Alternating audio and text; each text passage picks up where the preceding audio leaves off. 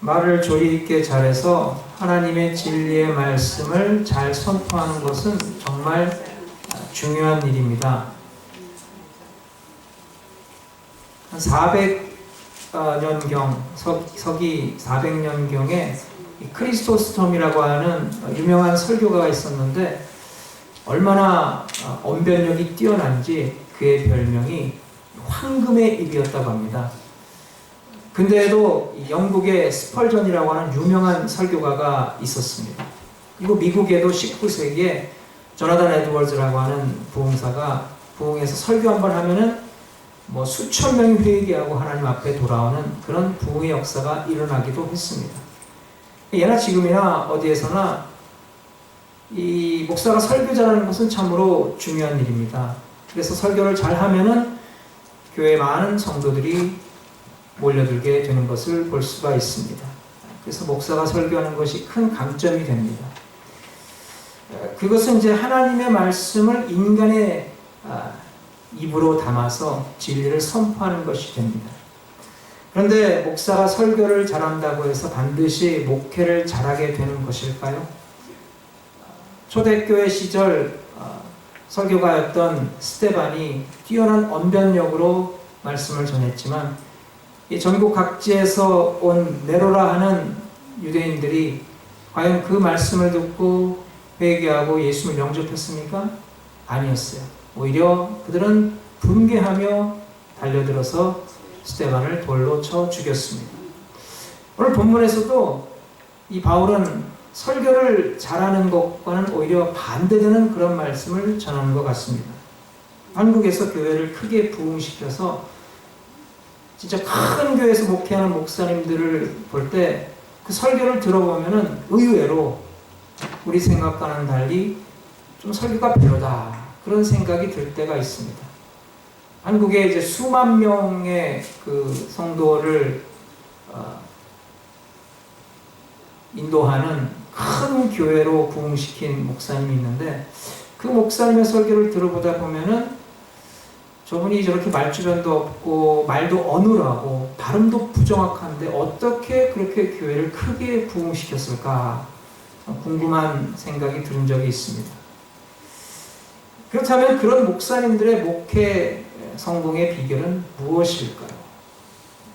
고린도 교회는 바울이 2차 선교행 시절에 고린도에서 1년 6개월 동안 머무르며 세운 교회입니다. 바울이 2차 선교여행으로 총 2년 6개월의 시간을 보냈는데 그 중에 1년 6개월을 이제 고린도 교회에 할애했으니 얼마나 고린도 교회에 심혈을 기울였겠습니까? 그래서 그가 그렇게 노력하는 결과 고린도에 아름다운 교회가 세워지게 됩니다. 이 바울의 서신 중에서 가장 많은 분량이 있는 서신이 바로 고린도 전후서예요. 무려 29장으로 되어 있습니다. 그러니까 고린도 교회가 이 바울의 선교 사역 중에 가장 큰 역할을 담당하는 교회가 되었습니다. 그럼 어떻게 해서 이렇게 바울은 고린도에서 많은 열매를 맺을 수가 있었을까요? 오늘 우리가 그 비결을 생각해 보면서 우리 하나님께서 가르쳐 주시는 놀라운 교훈과 은혜를 나누기를 원합니다. 첫째로 바울은 하나님의 말씀과 그리스도의 십자가만 전하기로 작정했습니다. 아멘. 오늘 1절 말씀 보면 형제들아 내가 너희에게 나아가 하나님의 증거를 전할 때 말과 지혜의 아름다운 것으로 아니하였나니. 바울이 고린도에 가서 복음을 전할 때 뭐 말의 아름다운 미사여구를 사용하거나 아니면 인간의 머리를 짜내서 지혜로 말씀을 전하는 것이 아니라는 것입니다. 바울은 하나님의 말씀과 그리스도의 십자가만 전했다고 했는데 왜 그렇게 했겠습니까? 사도행전 18장에 보면 바울은 고린도로 오기 전에 아덴에서 복음을 전한 적이 있습니다. 그런데 그 아덴이 어떤 도시입니까? 헬라의 수도예요. 그곳에는 많은 철학자들이 살고 있었어요. 그곳에 갔을 때 그 당시 유명했던 스토아 학파 철학자들, 에피큐로스 학파 철학자들이 밤새도록 앉아서 뭐 인생에 대해서, 철학에 대해서 논쟁하는 그런 분위기였어요. 그러니까 바울이 그곳에 가서 그렇게 논쟁하기를 좋아하고 속된 말로 말빨이 센 그런 사람들을 대할 때 어떤 마음을 가졌겠습니까? 나도 바리새인 중에 바리새인이고 당대 최고의 학자인 가말리엘 문화에서 배운 적이 있는, 요즘 세상의 말로 하면은 가방끈이 긴 사람인데 내가 어찌 너희들에게 지리오 하면서 그들과 밤새도록 말싸움을 했어요. 논쟁을 해서 그들을 이겨서 그들을 설득시켜서 복음을 전하려고 했던 거예요. 그런데 그렇게 해서 철학자들이 과연 바울의 말에 설득이 되어서 복음을 받아들였습니까? 그렇지 않았어요. 그 아덴에서 예수 믿기로 작정한 사람이 거의 없었다고 그랬어요. 그러니까 말을 조리 있게 잘해서 설득력 있게 전한다고 해서 하나님의 진리를 받아들이는 것은 결코 아니라는 것입니다. 말빨이 세서 상대방의 기선을 제압하면은 상대방이 내 말을 수긍하고 내 뜻에 따라줍니까? 그렇지 않아요. 말싸움에 지면요, 오히려 속에 더 반발심이 생기게 되는 거예요. 저도 그 전에 이제 가끔가다 집에서 제 아내하고 말다툼을 벌일 때가 있었는데, 제가 설교를 하면 말을 잘하는 것 같지만은 집에서 아내와 말다툼을 하면요, 제 아내를 당해낼 수가 없어요. 제 아내가 보기와는 달리 그렇게 말빨이 세요. 말싸움을 안 해서 그렇지 한 번 하면요 정말 무섭더라고요. 그러면 제가 말싸움에 지고 나서 제 아내의 뜻대로 따라주겠습니까? 네. 속에 억울하고 분한 생각이 들어서 더 반대로 나가게 되더라고요. 그러니까 사람을 말로써 이겨서 제압해서 그 사람을 내 사람으로 만들 수는 없는 거예요. 오히려 나의 행동으로 그 사람에게 감동을 주어서 그 사람을 내 사람으로 만들 수가 있는 것입니다. 그래서 바울이 깨닫게 되었어요. 아하, 하나님 말씀 전할 때 인간의 말재간으로 되는 것이 아니구나. 인간의 지혜와 말의 아름다운 것으로 열매를 맺는 것이 아니구나. 그렇게 깨닫게 되고 바울은 결심하고, 이제 다시는 내가 인간의 지혜와 말의 아름다운 것으로 사람들을 현혹시켜서 복음을 전하려고 하지 않으리라 결단했어요. 사실 이 고린도가 만만한 곳이 아니에요. 고린도는 당시 유럽에서 최대의 우상의 도시예요. 그러니까 만약에 바울이 또다시 인간의 말과 지혜로 아름다운 것으로 사람들과 말다툼을 벌여서 그들을 제압해서 복음을 전하려고 했다면 바울은 또 실패했을 거예요. 그러면 바울은 아덴에서와 마찬가지로 고린도에서도 교회를 세울 수가 없었을 거예요. 그럼 바울이 고린도에서 복음을 전할 때 인간의 말과 지혜 아름다운 것으로 하지 않고 대신 어떻게 했습니까? 2절 말씀 보면 내가 너희 중에서 예수 그리스도와 그의 십자가에 못 박히신 것 외에는 아무것도 알지 아니하기로 작정하였습니다. 바울은 고린도 사람들에게 복음을 전할 때 더 이상 무슨 인간의 철학과 지식과 무슨 잘나는 것을 얘기하면서 전하지 않았어요. 순수하게 하나님 말씀만 그대로 전했어요. 여러분, 복음이 무엇입니까? 복음은 복잡한 게 아니에요. 여러분, 오늘 본문 1절에 이 바울이 사용하고 있는 단어를 보세요. 내가 너에게 나아가 하나님의 증거를 전할 때, 바울은 자신의 사상과 철학을 전하는 사람이 아니라 하나님의 말씀을 증거하는 사람이었어요. 다시 말해서 증인이라는 거예요. 증인이 하는 일이 뭡니까? 자기가 보고 깨닫고 아는 것을 전하는 거예요. 근데 증인이 되어서 증거를 하는데 오히려 자기가 자꾸 설명하고 아름다운 말로 포장하려고 하면은 그 증거가 왜곡될 수가 있는 거예요. 그러니까 복음을 전한다는 것은 증언하는 거예요. 그래서 예수님께서 제자들에게 마지막으로 당부하신 말씀이 무엇입니까? 너희는 땅끝까지 이르러 내 증인이 되라. 그래서 바울은 예수 그리스도와 그분이 십자가에 못 박히신 것 외에는 알지 않기로 작정했다는 것입니다. 아멘. 다시 말해서 그의 본분은 예수님이 누구신 것과 그리고 예수님이 왜 십자가에 달리셔야 했는가를 전하는 것이라는 거예요. 아멘. 그래서 이렇게 순수하게 복음만 전해서 마침내 고린도 교회에 아름다운 열매를 많이 맺게 되었다는 거예요. 여러분 이 강단에서 어떤 말씀이 들려지기를 원하십니까? 여러분의 가려운 길을 긁어주는 말을 듣기를 원하십니까? 아니면은 뭐 재미있는 말, 우스갯소리를 듣기 원하십니까? 그럼 간단해요. 유명한 코미디언이나 만담가를 초청해서 이 자리에 세우면 1시간 내내 웃다가 갈 것입니다. 저도 가끔 가다가 우스갯소리를 해서 우리 성도들을 웃겨드릴 때가 있지만 그것은 어디까지나 성도들의 긴장을 풀어주고 말씀에 집중하도록 하기 위한 것임을 잘 아실 거예요. 저는 목회자고 설교자지 코미디언이나 엔터테이너가 아닙니다. 성도들이 목사님의 설교에 은혜 받는 방법이 두 가지라고 합니다. 한 가지 방법은 말씀을 정말 은혜롭게 잘 전해서 성도들이 감동을 받아서 은혜 받는 방법이 있고, 또 하나의 방법은 목사님이 망가질 때 의외로 성도들이 은혜를 받더라고요. 저도 예배를 인도하다가 어쩌다 실수로 사도신경을 틀리면은 교인들이 그렇게 은혜를 받더라고요. 요즘 경제가 참 어렵습니다. 여러분 세상에서 잘 살기를 원하십니까? 그러면은 유명한 경제학자나 사업에 크게 성공한 사람을 불러서 강연을 들으면 될 거예요. 요즘 세상 돌아가는 정세를 잘 알길 원하십니까? 이라크나 아프가니스탄의 전쟁이나 남북한의 미래에 대해서 알고 싶으십니까? 그러면은 탁월한 정치가나 외교관을 불러다가 들으면 될 거예요. 그러나 그것은 인간의 말과 지혜의 아름다운 것은 될지 몰라도 복음은 될 수가 없습니다. 말과 지혜의 아름다운 것이 우리 육적인 문제, 우리의 지적인 것을 채워줄 수 있을지는 모르겠어요. 그러나 그것이 결코 우리의 갈급한 심령을 채울 수는 없는 것입니다. 그것이 우리 삶을 변화시킬 수 없는 것, 영혼을 거듭나게 만들 수는 없다는 것입니다. 예수 그리스도와 그의 십자가에 못 박히신 것 외에는 아무것도 알지 않기로 작정하였습니다.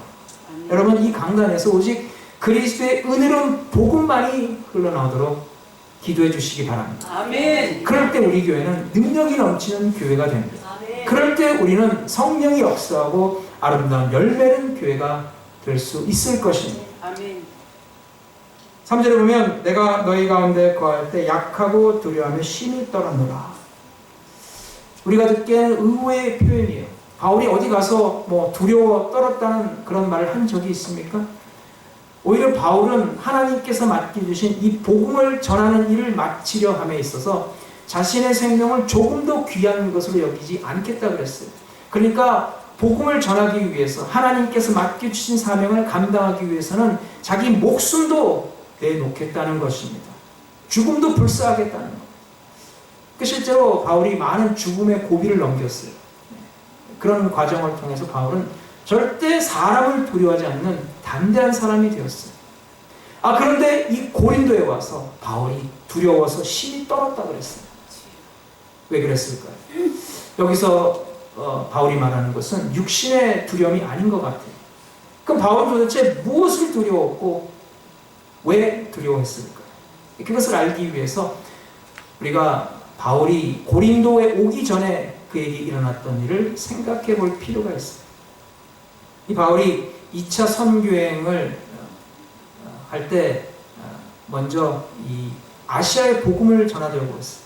그런데 성령께서 그 길을 막으시고 그리고 마게도냐 사람이 나타나서 건너와서 우리를 도와달라는 그런 환상을 보게 되어서 마침내 이 터키를 거쳐서 아시아에서 유럽으로 건너가게 됩니다.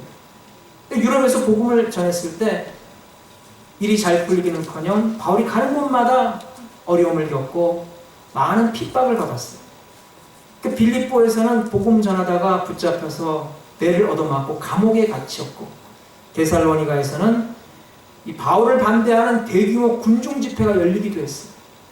그래서 데살로니가를 떠나서 베레아로 도망쳤는데 그 데살로니가 사람들이 베레아까지 쫓아와가지고 못 살게 구는 바람에 그 베레아도 떠났어요.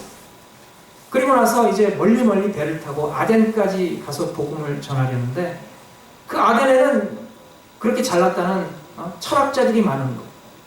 그래서 내가 한번 너희들을 말로써 내가 꺾어보겠다. 그래서 굴복시켜서 예수를 믿게 하겠다고 했지만은 완전히 큰 실패로 돌아가고 말았다는 거예요. 그리고 나서 고린도에 온 거예요. 그러니까 지금까지 바울이 유럽에서 복음을 전할 때마다 성공하지 못하고 번번이 실패하고 큰 어려움을 겪은 거예요. 그러니까 바울의 마음이 얼마나 힘들고 괴로웠겠어요. 더구나 이 고린도가 만만한 곳이 아니거든요. 그 바울이 두려워 심히 떨었다는 표현이 바로 그것을 가리키는 거예요. 그러니까 자기가 너무나 부족하고 연약하기 때문에 오히려 복음 전하다가 하나님의 영광 가리는 일이 있으면 어떡할까 두려웠다는 거예요. 여러분, 복음 전하는 자들이 그 전하는 복음이 사람들에게서 배척받은 것을 볼 때처럼 그렇게 두렵고 떨리는 일이 또 어디 있겠습니까? 그 바울은 복음 전하는 전략을 바꿨어요. 상대방이 철학자면 나도 철학자가 돼서 같이 말싸움에서 이기려고 하는 그 전략이 아덴에서 완전히 실패했기 때문에 이제 고린도에 와서는 오직 예수 그리스도와 그분이 십자가에 못 박히신 것 외에는 절대 전하지 않기로 작정했어요. 아멘. 여러분, 바울은 작정했다고 했습니다. 결심했다는 거예요. 여러분, 여기에 은혜 받는 비결이 있습니다. 여기에 열매 맺는 비결이 있는 거예요. 내가 결심했노라. 내가 작정했노라. 주일마다 하나님께 나와 예배 드릴 때마다, 강단에서 선포되는 말씀을 들을 때마다 우리에게 이와 같은 새로운 결단이 있어야 합니다. 창세기에 보면 에녹이라는 사람이 나옵니다. 그가 65세 아들을 낳았어요. 그 아들의 이름을 무두셀라라고 합니다. 근데 그때 그가 비로소 정신 차리고 하나님을 따랐다는 거예요. 그 전까지는 자기 마음대로 되는 대로 세상을 살았는데 아들을 낳으니까 정신 차리고 내가 이제부터는 하나님 말씀대로 하나님을 따르며 하나님을 기뻐하는 삶을 살아야겠다. 그렇게 작정했어요. 그렇게 해서 에녹은 그 후 300년 동안 하나님과 동행하며 하나님을 기쁘시게 섬겼다는 것입니다. 여러분, 오늘 우리에게도 이 에녹과 같은 작정함이 있기를 바랍니다. 내가 지금까지는 이렇게 살아왔다 할지라도 이제부터는 내가 하나님과 동행하며 하나님을 기쁘시게 하는 삶을 살기로 작정하겠습니다. 다니엘이 어린 나이에 바벨론의 포로로 끌려갔습니다. 그때 이제 바벨론의 느부갓네살 왕은 포로로 끌려온 소년들에게 왕의 진미와 포도주를 제공하면서 이렇게 명령 내렸어요.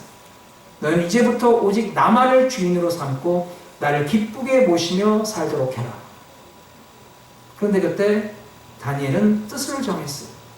나는 앞으로 절대 저 왕의 진미와 포도주로 내 몸을 더럽히지 않겠습니다. 나의 주인 대신 살아계신 하나님만을 바라보고 그 하나님만을 섬기고 기쁘게 해드리며 살겠습니다. 이렇게 작정했어요. 목숨 걸고 하나님을 향한 믿음으로 결단하고 작정했을 때 하나님께서 다니엘의 삶을 책임져 주신 줄로 믿습니다. 그래서 다니엘이 그 타국에서 높은 자리에 올라서 하나님께 귀하게 쓰임 받았던 것입니다. 사랑하는 여러분, 이 시간 우리 모두에게 이와 같은 작정함이 있게 되기를 바랍니다.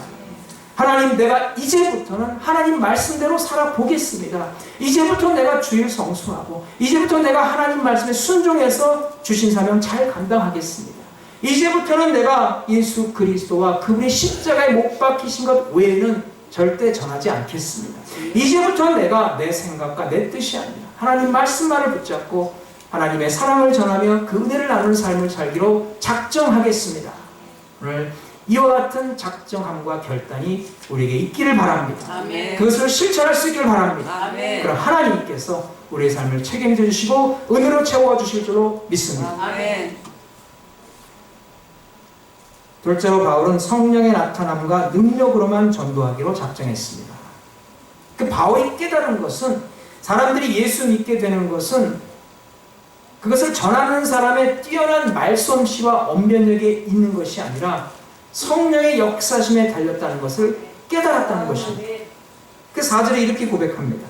내 말과 내 전도함이 설득력 있는 지혜의 말로 하지 아니하고 다만 성령의 나타남과 능력으로 하여.